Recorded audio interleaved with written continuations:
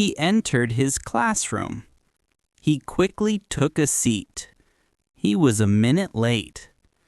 The professor was calling names. It was his first day of college. He was sweating. He had been running around looking for his classroom.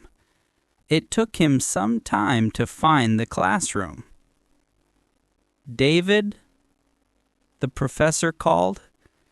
He raised his hand. He was out of breath. He took out his inhaler.